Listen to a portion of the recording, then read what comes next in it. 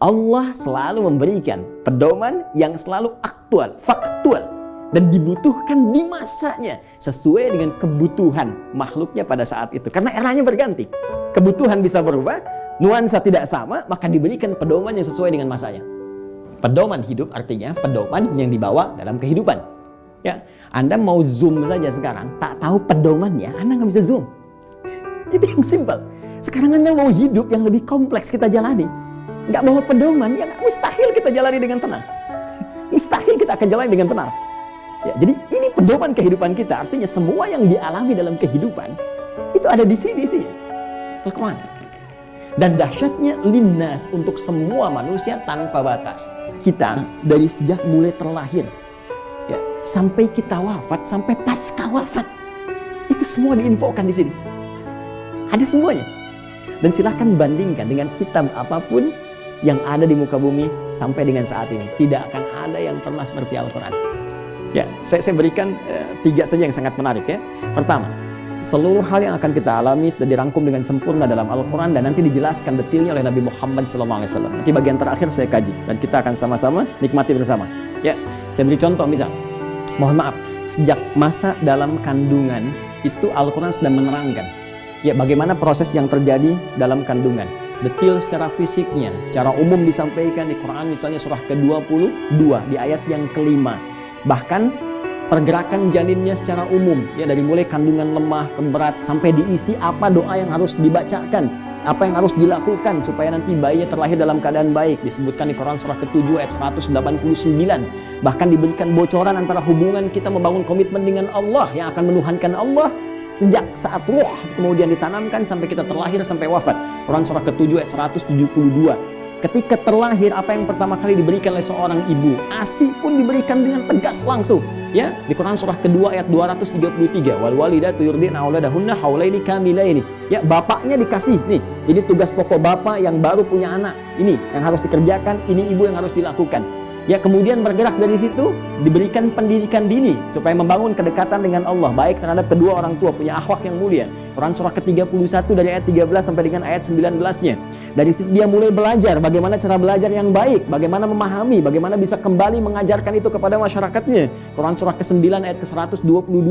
Kemudian diberikan sifat, jangan sampai dia belajar lupa dengan Tuhannya, harus seimbang antara iptek dengan imtaknya. Itu ada di Quran, teman-teman sekalian, di surah Al-Mujadalah, ya, di ayat yang ke-11. Kemudian setelah itu dia berkembang lagi. Ya, dia mencari lagi. Kadang-kadang ada yang pergi ke tempat lain, mengenal suasana yang berbeda, bertemu dengan orang banyak, bersuku-suku, bisa merantau ke berbagai tempat. Quran surah ke-49, ayat yang ke-13. Setelah itu tiba-tiba dia mengenal seseorang ya untuk mendapatkan pasangannya. Boleh, karena setiap kamu dicipta berpasangan. Quran surah ke-51 ayat ke-49. Bagaimana mengenal pasangannya? Diarahkan oleh Allah. Hei, jangan lama-lama. Kalau sudah kenal, lamar dia. Berikan ya bagian yang terbaik untuk maharnya. Quran surah ke-4 ayat ke-4. Lakukan pernikahan. Quran surah ke-30 ayat ke-21. Bahkan saat akan menikah pun dijelaskan oleh Allah. Nanti kamu belajar dulu di rumah tangga supaya nggak kaget. Ini tugasmu laki-laki begini, tugas perempuan begini. Quran surah ke-4 ayat 34. Bahkan kalau ada persoalan begini cara menyelesaikannya sampai di ayat ke-35-nya.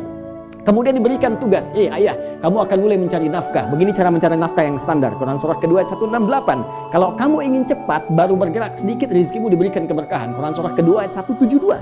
Kalau kamu belum bergerak, mengamalkan amalan ini, Allah berikan kemudahan rezeki kepadamu.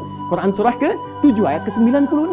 Tapi jangan khawatir, ketika engkau bisa mensyukuri semua nikmat itu akan tambah nikmatnya. Quran surah ke-14 ayat ke-7. Tapi kamu jangan lupa, kamu bekerja mungkin akan mengalami tantangan. Ada yang tidak suka, ada yang akan menyingkirkan, menyungkurkan, ada tantangannya. Ya, pelajari dengan sempurna. Ini loh secara umumnya dari mulai ringan sampai berat. Quran surah kedua ayat 214. Ya, kemudian rinciannya Quran surah kedua ayat 155 sampai 157. Cara menyelesaikannya Quran surah ketiga ayat 142. Kalau kamu bekerja, kamu lelah, tiba-tiba kemudian kamu sakit, merasa nggak enak, nyaman, ada zikir Nabi Ibrahim, Quran surah ke-26, ayat ke-80. Kalau penyakitnya berat, kata dokter mustahil sembuh, nggak ada yang mustahil. Amalkan zikir Nabi Ayub, saya sembuhkan seperti saya sembuhkan Ayub. Quran surah ke-21 ayat 83 sampai 84. Tugas seorang istri ya bisa merawat anaknya. Kadang-kadang tidak mudah itu semua. Ada yang berkata, bagaimana mendidik dengan baik? Quran surah ke-17 ayat 23 sampai dengan ke-27-nya. Sampai mereka dewasa sampai usia 40 tahun masih diberikan amalan untuk bakti pada kedua orang tuanya. Quran surah ke-46 di ayat yang ke-15. Sampai kemudian hidup lebih jauh lagi sampai tiba-tiba ada dalam keadaan pikunnya. Ya, Quran surah ke-22 ayat yang kelima itu di bagian bawahnya.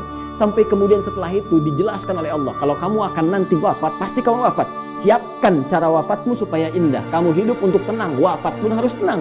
Turun Quran surah ke-89 ayat 27 sampai 30. Ya ayat Tuhan nafsun mutmainnah. Kamu saya berikan hidup di dunia untuk tenang, wafat pun harus tenang. Ya. Kemudian setelah itu apa yang terjadi?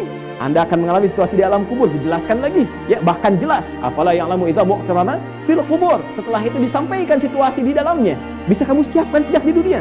Ini loh yang paling bagus. Ada layanan dengan semua keberkahan, kenikmatan. Sampai-sampai dia akan menyampaikan kepada orang yang belum wafat. Kalau bisa kerjakan ini, kalau mampu kerjakan supaya kamu cepat nyusul. Di sini enak, lebih enak daripada di situ. Quran surah ketiga ayat 169 sampai dengan 172. Bahkan setelah itu terjadi apa? Dijelaskan lagi. Teman-teman sekalian, muncul surah Al-Qiyamah surah ke-75. Setelah itu dijelaskan lagi. Ya, mau masuk kemana? Ini yang masuk ke surga, ini turunannya. Surga bersama Rasulullah. Quran surah ke-4 ayat 69. Di taman surga. Quran surah 51 ayat 15 sampai dengan ke-23.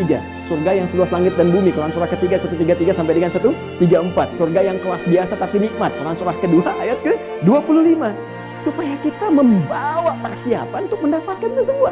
Kalau gagal pun dijelaskan lagi. Ya, kalau kamu nanti main-main dengan ini semua, hadapi situasi di alam kubur begini, ada ayatnya. Situasi di hari kiamat begini, ada ayatnya. Sampai dengan muaranya pun ada ayatnya. Karena itu, kalau Anda tidak percaya, silahkan cek. Cuma dalam Al-Quran, semua kegiatan kita diatur dengan sempurna. Dan detailnya dijelaskan oleh Rasulullah SAW melalui petunjuk yang bahkan langsung ditegaskan oleh Al-Quran.